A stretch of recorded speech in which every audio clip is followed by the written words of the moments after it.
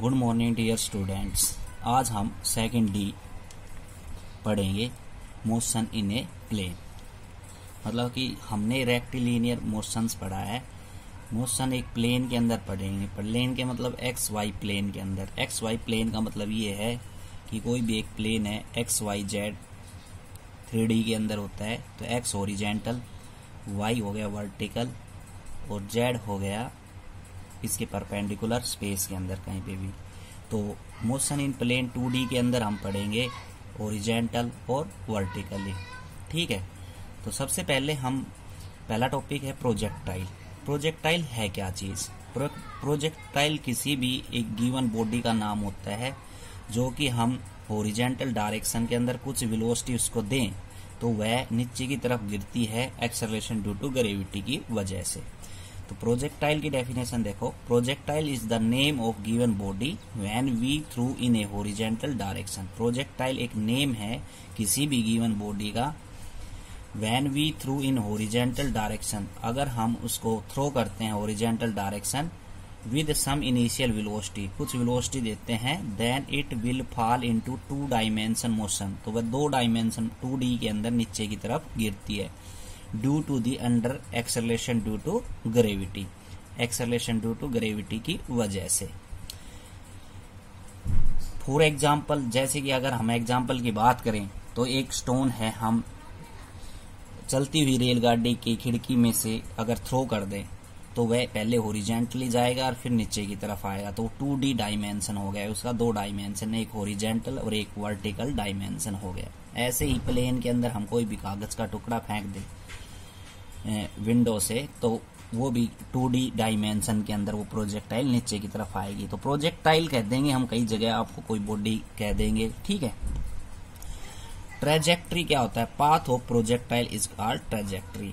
Projectile जो body हमने गिराई है कुछ इनिशियल वेलोसिटी के साथ, वो 2 डायमेंशन मोशन के अंदर गिरती है, तो वो कितना रास्ता ट्रेवल करती है उसको हम कहते हैं ट्रेजेक्ट्री। एग्जाम्पल दे रखे हैं, a piece of stone through in any direction. एक स्टोन है, हम किसी डायरेक्शन के अंदर थ्रो करेंगे तो 2 डायमेंशन के अंदर आएगा, पहले ओरिजेंटली जाएगा फिर वर्टिकली नीचे की तरफ आएगा। ऐसे bullet is fire from the gun, bullet हम फायर करते हैं तो ओरिजेंटली, फिर वो उसकी जो वेलोसिटी 0 हो जाती है फाइनल, तो वो नीचे की तरफ गिर जाती है, तो 2 डायमेंशन हो गया। ऐसे काफी एग्जाम्पल हम ले सकते हैं डेली लाइफ के अंदर। ठीक, अगला है प्रोजेक्टाइल की स्टडी करने से पहले कुछ कंडीशंस है, वो कंडीशंस हम पढ़ लेते हैं। फर्स्ट कंडीशन है the horizontal velocity remain constant. Horizontal velocity को आपको क्या रखना है? कांस्टेंट रखना है। अब जब हॉरिजेंटल वेलोसिटी कांस्टेंट हो गई तो एक्सेलरेशन भी आपका क्या रहेगा? कांस्टेंट। तो हॉरिजेंटल डायरेक्शन के अंदर एक्सेलरेशन 0 रहेगा क्योंकि वेलोसिटी क्या हो गई? कांस्टेंट। क्योंकि एक्सेलरेशन क्या होता है? चेंज इन वेलोसिटी अपॉन में टाइम टेकन। वेलोसिटी ही कांस्टेंट हो गई तो एक्सेलरेशन भी कांस्टेंट होगा।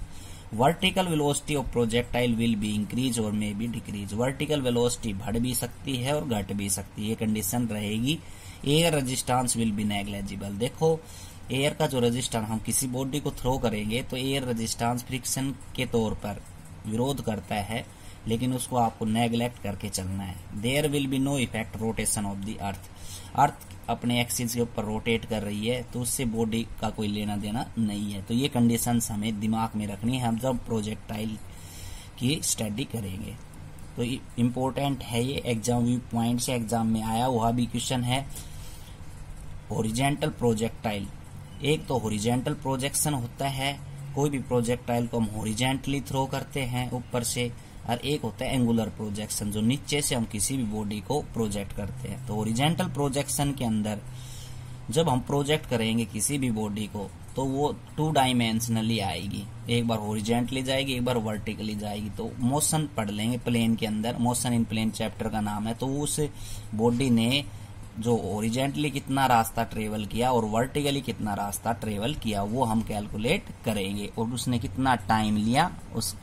ठीक, ये सारी चीज हॉरिजेंटल प्रोजेक्शन के केस में हम कैलकुलेट करेंगे।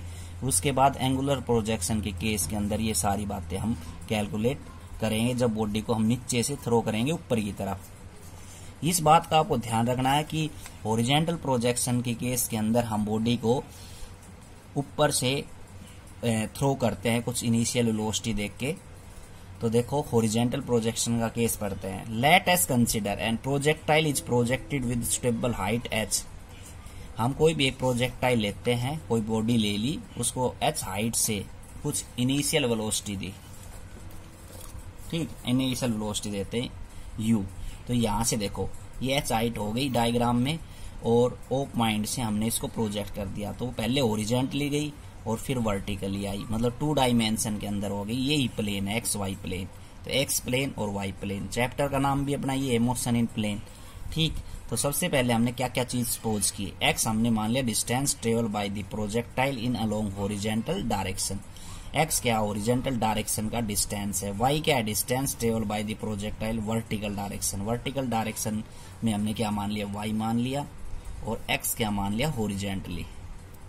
एक्स क्या मान लिया, हॉरिजॉन्टली उसने ट्रेवल किया। तो उसके पाथ निकालते हैं उन्होंने किस प्रोजेक्टाइल के। तो सबसे पहले हॉरिजॉन्टल डायरेक्शन के अंदर वो कितने गई, वो पाथ हम कैलकुलेट कर लेते हैं, वो टाइम भी कैलकुलेट हम कर लेंगे। तो एक्स हमने मान लिया horizontal distance travel by the projectile in time t in horizontal velocity of projectile remains constant, so acceleration of object is 0। ये बात मैंने पहले बता दी। मोशन अलोंग हॉरिजॉन्टल डायरेक्शन पढ़ रहे हैं हम, इस बात का ध्यान रखना है कि ऑब्जेक्ट हॉरिजॉन्टली जा रहा है तो उसकी वेलोसिटी हमने कंडीशन में कांस्टेंट बताई थी, इसलिए एक्सेलरेशन क्या रहेगा, 0 रहेगा, और t टाइम उसका मान लिया हमने। तो मोशन अलोंग हॉरिजॉन्टल डायरेक्शन निकालने के लिए हमें इस इक्वेशन का यूज करना है, इक्वेशन ऑफ मोशन का, s बराबर ut plus half at square, equation first, ठीक है। जब s डिस्टेंस है, हॉरिजॉन्टली चल रहे हैं, तो x क्या है, हॉरिजॉन्टली डिस्टेंस हमने मान रखा है। इनिशियल वेलोसिटी कितनी है, हॉरिजॉन्टली u है, और t क्या है, टाइम है, और एक्सेलरेशन क्या है, 0, क्योंकि वेलोसिटी क्या है, 0 कांस्टेंट है। तो ये सारी वैल्यू हम इक्वेशन फर्स्ट के अंदर रख देंगे। तो x बराबर क्या आ जाएगा, ut प्लस हाफ है, एक्सेलरेशन 0 इंटू में t स्क्वायर, मतलब ये वैल्यू बच गई x बराबर ut। तो यहाँ से x डिस्टेंस आ गया मोशन अलोंग हॉरिजॉन्टल डायरेक्शन। तो यहाँ से हम टाइम कैलकुलेट कर सकते हैं। तो टाइम कितना हो गया, x अपॉन में u। इस इक्वेशन का आपको यूज करना है, ठीक, x अपॉन में u आ गया। अब देखो यहाँ पे y क्या है, vertical distance travel by the projectile. अब मोशन अलोंग वर्टिकल डायरेक्शन पढ़ेंगे, क्या पढ़ेंगे, मोशन अलोंग वर्टिकल डायरेक्शन।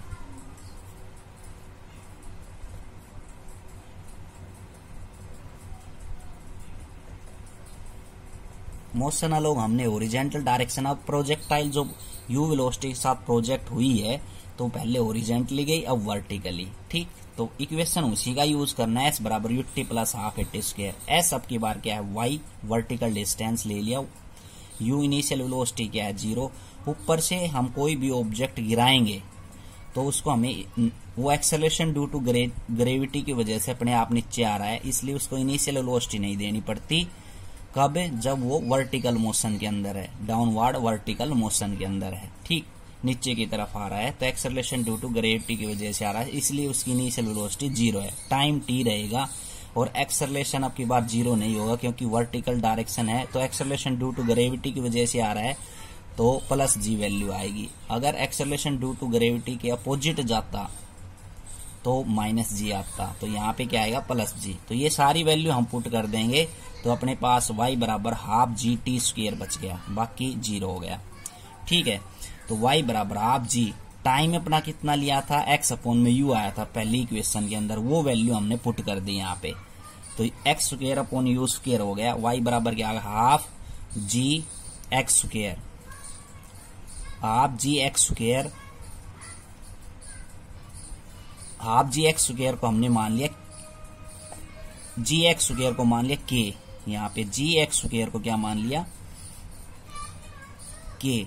तो k, तो हाफ k एक्स स्क्वायर हो गया, कांस्टेंट वैल्यू मान लिया। एक्सेलरेशन ड्यू टू ग्रेविटी क्या है, कांस्टेंट, और एक्स स्क्वायर हमने यही ऐसे रखा है, half g upon u square, sorry g upon में यू स्क्वायर को हमने क्या मान लिया, k मान लिया। तो वैल्यू अपने पास बच गई y बराबर half k x square. k क्यों मानना है, क्योंकि इनिशियल वेलोसिटी भी क्या है, कांस्टेंट है, 0 g की वैल्यू भी क्या होती है, कांस्टेंट 9.8, तो हम कांस्टेंट वैल्यू मान सकते हैं। नहीं भी मानोगे तो ऐसे कैसे आप रख देना रिजल्ट।